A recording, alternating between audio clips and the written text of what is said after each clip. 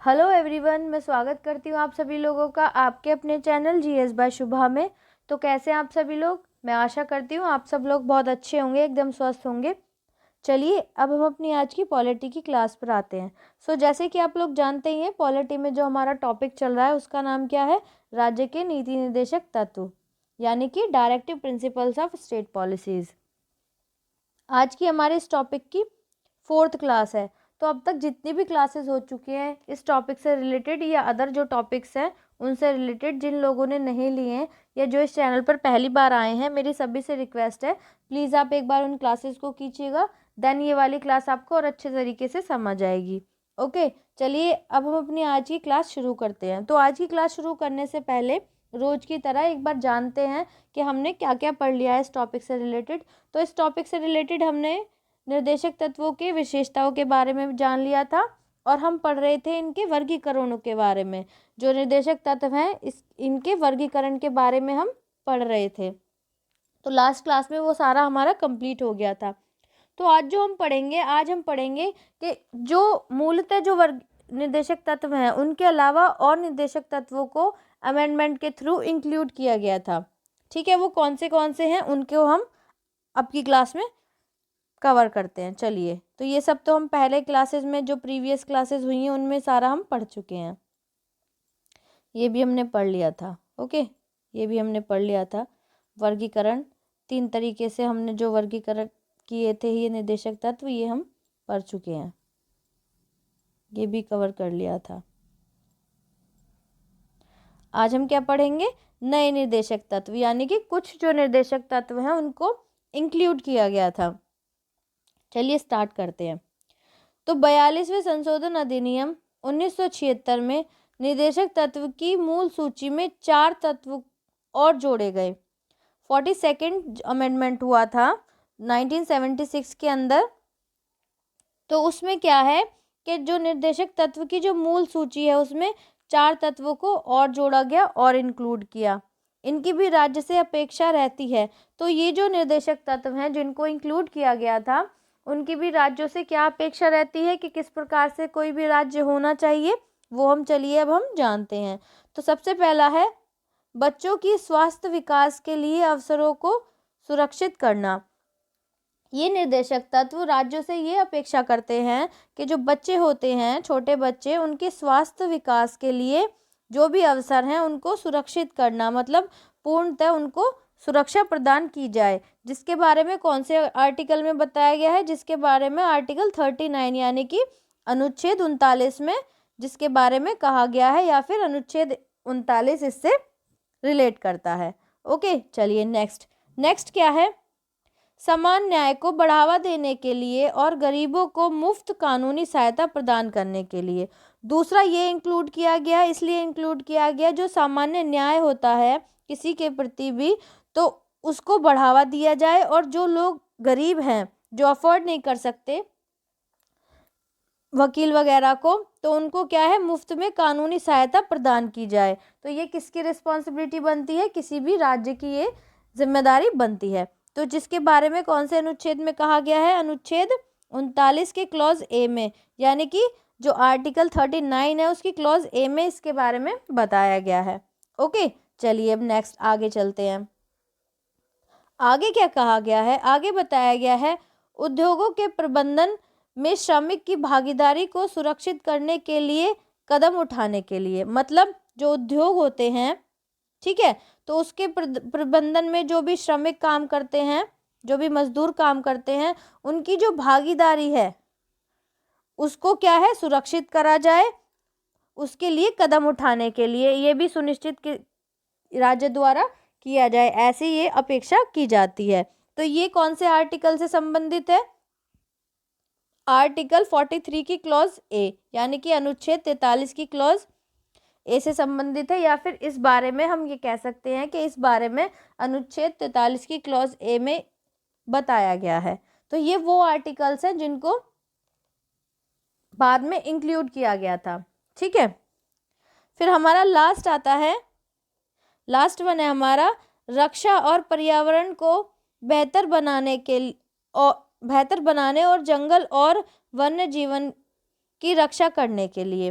साथ ही साथ रक्षा या फिर पर्यावरण, ठीक है, जो हमारा पर्यावरण है उसको बेहतर बनाने के लिए, और साथ ही साथ जंगल हो गए और जो वन में रहने वाले जीव जंतु हैं उनकी रक्षा करने के लिए, मतलब ऐसी राज्यों द्वारा अपेक्षा की जाती है। तो मतलब ये जो निर्देशक तत्व है इसलिए ये इंक्लूड किए गए थे, जिनके बारे में कौन से आर्टिकल में बताया गया है, जिनके बारे में आर्टिकल 48 की क्लॉज ए में बताया गया है।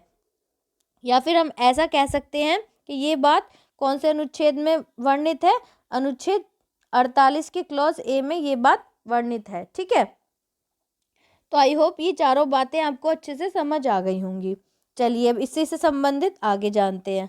आगे इसमें क्या कहा गया है, आगे बताया गया है कि 44वां संशोधन अधिनियम जो 44th जो अमेंडमेंट हुआ था, हम कह सकते हैं कि 44वां संशोधन अधिनियम कब हुआ, 1978 में, ठीक है, मतलब 42वें के 2 साल बाद एक और निर्देशक तत्व को जोड़ता है। जब मतलब 42nd में जो अमेंडमेंट हुआ था उसमें तो इन 4 निर्देशक तत्वों को जोड़ा था। उसके बाद क्या हुआ, 44वां संशोधन अधिनियम आया 1978 के अंदर, तो उसमें एक और निर्देशक तत्व को इंक्लूड किया गया, जो राज्य से अपेक्षा करता है, जो राज्य से क्या अपेक्षा करता है कि वह आय, प्रतिष्ठा और सुविधाओं के अवसरों में असमानता को समाप्त करे। जो कि क्या करे कि आय, यदि कोई भी मतलब कोई भी जाति है, मतलब कोई भी लिंग का या किसी भी जाति का कोई व्यक्ति किसी भी रोजगार में इंक्लूड है तो सबको समान आय मिलनी चाहिए, सभी की प्रतिष्ठा बनी रहनी चाहिए, सबको समान सुविधा और समान अवसरों की मतलब जो असमानता है उसको समाप्त करके सबको समान चीज़ें, सब चीज़ मिलनी चाहिए, ठीक है। तो इसको कब इंक्लूड किया गया, 44वां जो संशोधन अधिनियम आया 1978 के अंदर, तब इसको इंक्लूड किया गया, जो कि कौन से आर्टिकल में, जिसके बारे में बताया गया है, आर्टिकल 38 यानी कि अनुच्छेद 38 में इसके बारे में कहा गया है। आई होप इतनी बात आपको क्लियर हो चुकी होगी। चलिए अब नेक्स्ट आगे चलते हैं। आगे क्या कहा गया है, आगे बताया गया है 86वें संशोधन अधिनियम 2002 में अनुच्छेद 45 की विषय वस्तु को बदला गया। अब 86th अमेंडमेंट हुआ, ठीक है, या हम कह सकते हैं कि 86th संशोधन अधिनियम आया कब, 2002 में। तो उसमें क्या किया, जो आर्टिकल 45 है हमारा, अनुच्छेद 45 है, उसकी जो विषय वस्तु है, उसकी जो विषय वस्तु है उसको क्या किया गया, उसको बदला गया, और प्राथमिक शिक्षा को अनुच्छेद 21 के तहत मूल अधिकार बनाया गया। और जो प्राथमिक शिक्षा थी, जो निर्देशक तत्व में थी, उसको क्या किया गया, इस अधिनियम के तहत उसको आर्टिकल 21 में इंक्लूड करके उसके 21 के तहत उसको फंडामेंटल राइट बनाया गया, यानी कि मूल अधिकार की संज्ञा दी गई। ओके, चलिए आगे चलते हैं। आगे क्या कहा गया है, संशोधित निर्देशक तत्व में राज्य से अपेक्षा की गई कि वह बचपन देखभाल के अलावा सभी बच्चों को 6 वर्ष की आयु तक निःशुल्क शिक्षा उपलब्ध कराएगा। और इसके तहत क्या किया गया, जो संशोधित निर्देशक तत्व थे उसमें ये इंक्लूड किया गया कि राज्य जो हैं, जो प्रत्येक स्टेट है, उनसे ये अपेक्षा की गई कि बचपन मतलब जो छोटे बच्चे होते हैं, बचपन देखभाल के अलावा सभी बच्चों को 6 वर्ष की आयु तक, मतलब 6 ईयर्स की एज तक निःशुल्क शिक्षा उपलब्ध कराई जाएगी। जब तक बच्चा 6 साल का नहीं होता तब तक उसको उसकी फीस नहीं जाएगी, ठीक है, गवर्नमेंट स्कूल्स जो होते हैं उसमें। फिर नेक्स्ट है सहकारी समितियों से संबंधित एक नया 97वां संशोधन अधिनियम 2011 द्वारा सहकारी समितियों से संबंधित एक नया नीति निर्देशक सिद्धांत जोड़ा गया। अब 57वां संशोधन अधिनियम आया, कब आया, 2011 के अंदर आया। तो उसके तहत एक और नया नीति निर्देशक सिद्धांत जोड़ा गया। क्या जोड़ा गया, इसके अंतर्गत राज्यों से यह अपेक्षा की गई, इसके अंतर्गत जो भी राज्य हैं, प्रत्येक राज्य से यह अपेक्षा की गई, क्या अपेक्षा की गई, कि वे सहकारी समितियों के स्वैच्छिक गठन, स्वायत्त संचालन, लोकतांत्रिक निमंत्रण तथा व्यावसायिक प्रबंधन को बढ़ावा दें।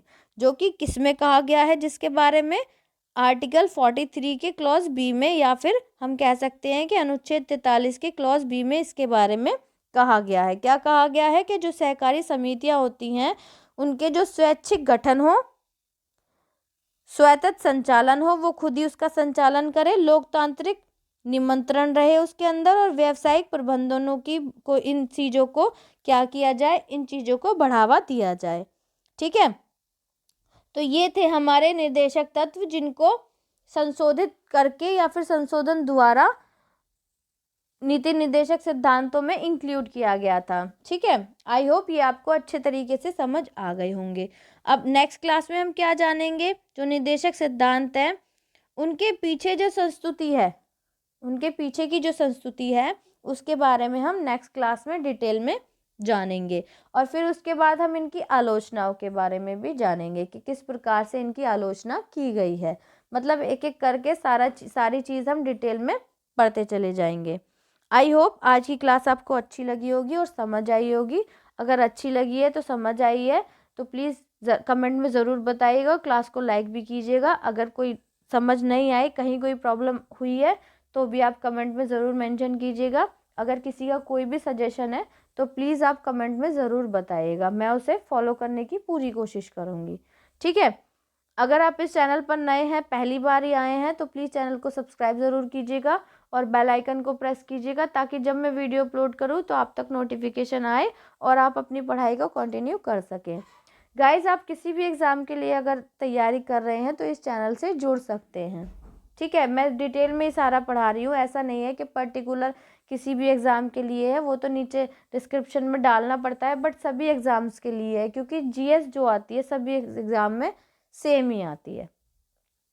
सो आज के लिए इतना ही, मिलते हैं नेक्स्ट क्लास में, तब तक के लिए थैंक यू वेरी मच।